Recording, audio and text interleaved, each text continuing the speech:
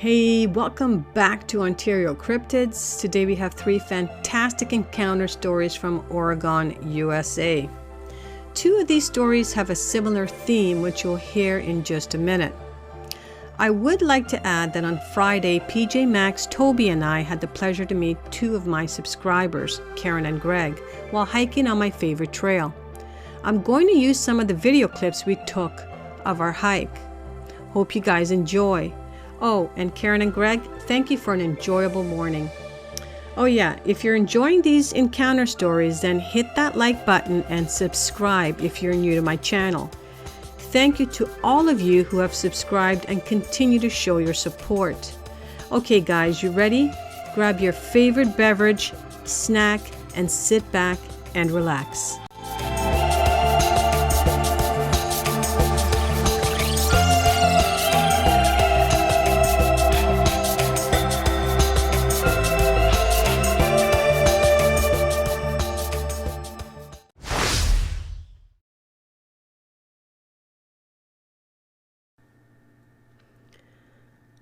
All right, the first story takes place the summer of August 10th, 2008, and I hope I'm pronouncing this county properly, but it is Clackamas County, Oregon. Near the end of August this year, 2008, a couple of friends and I went camping Bigfoot hunting around the upper Cowley River in the Oregon Cascade Range, east of Estacada, with the intentions of finding a spot that I had been told about by a guide on a whitewater rafting trip I had taken with my brother in 2006. Unfortunately, when we got to our destination, I was the only one in our group that wanted to look for Bigfoot. Disappointed but not dissuaded, I tried to keep the rest of the group, 2 guys and 1 girl, at least somewhat interested in the Bigfoot research, to little avail. The first night we camped under much protest quite a ways into the bush and away from the overcrowded campgrounds where everyone felt more comfortable. We followed an old logging road until it ended at a very secluded spot atop a ridge and maybe 250 to 350 yards directly south of a clear-cut power line running east and west. The first night was interesting as we continue to hear distant wood knocking. They started at around 11 p.m. Most were far away and very fast, 4 to 7 quick, sharp cracks directly east of us that would echo across the valley, only to be answered from another direction, farther south and then north, but at first they were pretty far away. Everyone thought they were gunshots, but this was a really dark night and these sounds were coming from pretty deep in the thick forest, accessed only by the not well-traveled logging roads and from at least 3 different sources that for the life of me sounded like they were communicating, so I ruled out gunshots. These sounds continued to get closer to our campsite as the night wore on. At one point, maybe 12:30 or 1 a.m., the group wanted to drive over to the power lines, where the trees weren't so thick and you can see for several miles. I decided to stay at camp and hope for something to happen. Almost immediately after everyone left, I started hearing stick breaking from the direction they had driven out on, and everything got real quiet. Now, I'm from Montana and I have spent many a nights camped alone in far more rugged mountains than I was in now, and I have experienced most of the wildlife at least partially up close and personal that our American forests have to offer. But I gotta tell you, I got a little spooked while they were all gone. I did what any self-respecting outdoorsman would do and put a lot more wood on the fire. I didn't hear anything at the time that sounded too bizarre, but I was glad when everyone got back. My buddy asked me if I was knocking rocks together while they were gone. I told him I hadn't and asked what they heard.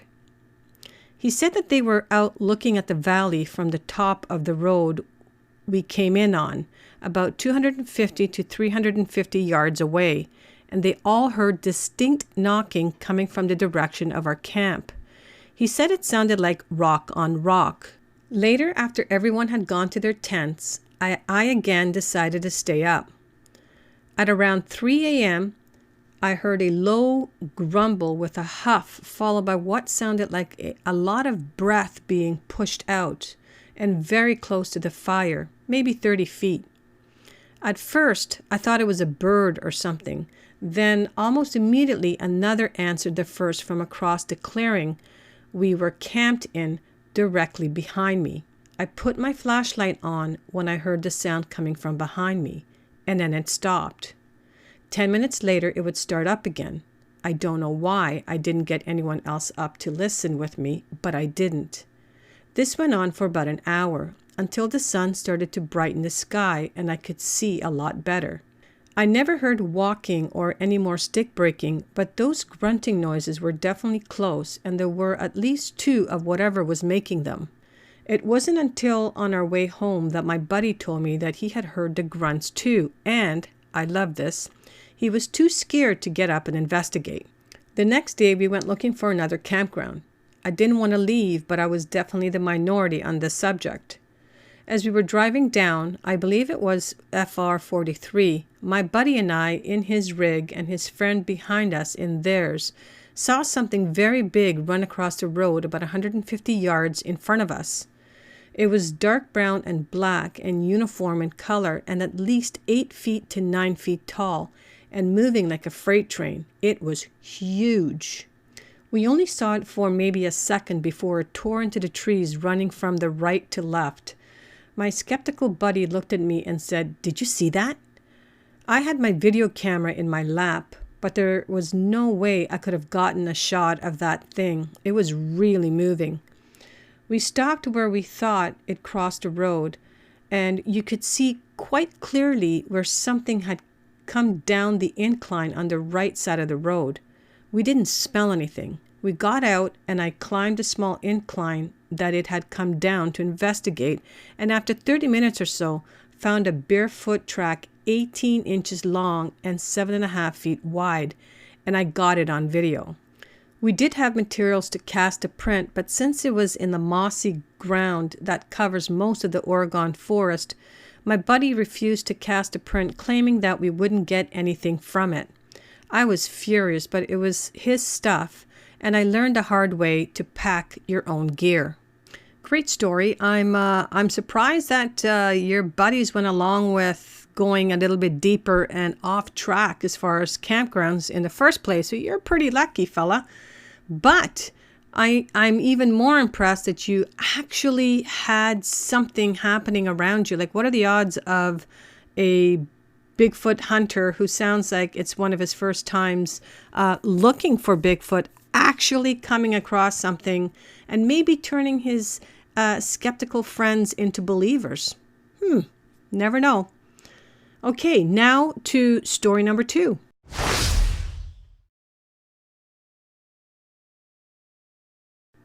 All right, this story takes place August 25th of 2009. And again, it's the same county. It's Clackamas County, Oregon. And I would say it's generally in the same area. So must be a lot of activities going on here. But let's get to the story. Our campsite was on a dead-end dirt road deep into, and they've omitted the name of the road. It is a campsite we visited several times throughout the year. It is very secluded and quiet. There are blueberries, huckleberries, blackberries, raspberries, dandelion, milk thistles, salmon berries. What does salmon berries look like? Anyway, sorry, I'm getting off track. Miner's lettuce and countless of other varieties of wild edibles in abundance, as well as rabbits and deers roaming through the camp. Earlier that night, we were sitting by the campfire talking and occasionally walking around the fire. Our 2 children were asleep in our truck. About 20 minutes prior to the event, we were goofing off and making whooping sounds to hear the echoes. So about 20 to 30 minutes later, my boyfriend and I were hanging out around the campfire when the most unusual, terrifying sound filled the air around us and close to or just after 11 p.m. It was difficult to tell what direction it was coming from. It seemed to surround us. It was a high-pitched screaming sound with whoops, reminiscent to a siren, and it was fairly continuous. It sounded otherworldly and struck fear into us instantly. We froze in terror and listened for about 30 seconds as the screaming whoops got louder and closer sounding. Then we rented a truck and honked a horn like crazy. The sounds continued, and we sat listening for a good 10 minutes as the sounds continued but seemed to move further away. We exited the truck and tore down camp immediately, pausing every few minutes to monitor the distance of the sounds, jumping into the truck for a minute or so again when the sounds would get close, honking the horn occasionally for good measure. We pulled out of camp at about 11:45 p.m. On the drive down the hill, we spotted a deer crossing the road. When we got home, exhausted as we were, we got right onto the computer and Googled coyote calls to compare to what we heard. Nothing quite fit. The closest we got was to the audio of a whole pack of coyotes hunting and vocalizing. The next morning, unsatisfied and curious, I Googled screams in the woods and found something on the Geographer site. When I listened to the 1978 recording in Washington of whooping screams, I felt like I was right back in camp. That is what I heard exactly. Okay, that was another fantastic story, but I guess cautionary tale. Maybe we shouldn't be trying to mimic these guys, or if you are, well, I guess be well prepared for who you might be inviting to your campsite. But I'm going to see if I can Google screams in the wood and see if I can find this 1978 recording in Washington and add it to in the description below. Okay, so now for the last story of the day.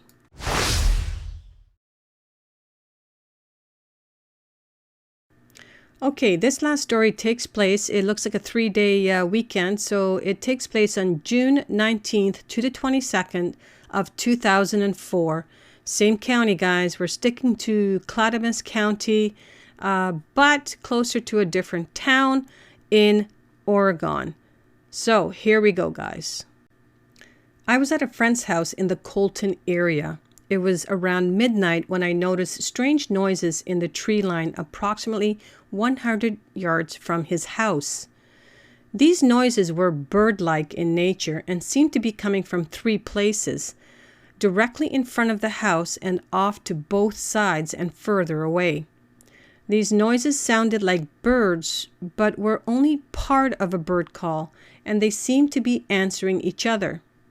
There were 5 different noises, and while they seemed bird-like, they definitely came from something larger than a bird. At approximately 2:30 a.m., I finally asked the others at the house to come outside and listen. Everyone agreed that the noises were strange and like nothing they had ever heard before. We shined a flashlight in the area that the noises seemed closest and saw nothing due to the heavy brush. But the noises quit in that area until we stopped shining the light. These noises lasted until approximately a half an hour until dawn and quit quite suddenly. I grew up in the area and spend a lot of time hunting and fishing and being in the outdoors, as does the property owner. We could not identify any local animals that makes these noises. In the morning, we went and looked in the area closest to the house and found what could be 2 possible tracks. They matched nothing we had ever seen, and we compared them with the other animal tracks in the area, and they matched nothing. Also noticed that the grass was pushed down in approximately 2 to 3 foot strides running through the field behind the stream area where we found the possible tracks and where we thought some of the noises were coming from. Since then, the property owner has heard the same noises at night, and last night heard something trashing around in the brush. Also, if this has any bearing, there has been a good deal of logging in the area. We thought that perhaps something has been pushed out of that area. Thank you for your time. All right, so in the beginning, I've mentioned that 2 of the stories have a similar theme. And what I meant by that is it would appear that, well, the first story we had somebody who was actually looking to find a Bigfoot and trying to convince his friends that they exist. The second story, well, these campers decided to do some whoops, and I think inadvertently attracted maybe more than one Bigfoot into the area. So I guess we kind of have to really be responsible. If you're wanting an encounter, then I guess be prepared for what comes into your camp.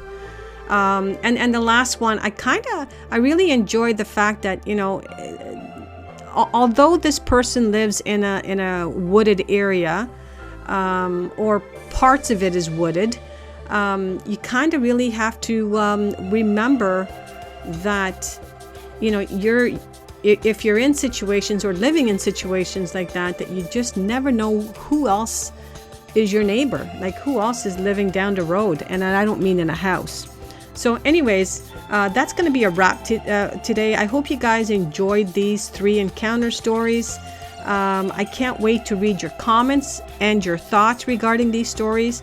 And if you have a similar encounter that you would like to share, then please forward your stories to OntarioCryptids@gmail.com. Your stories can be as anonymous as you would like, and I'd love to hear from you guys soon. Bye for now, and see you all next week.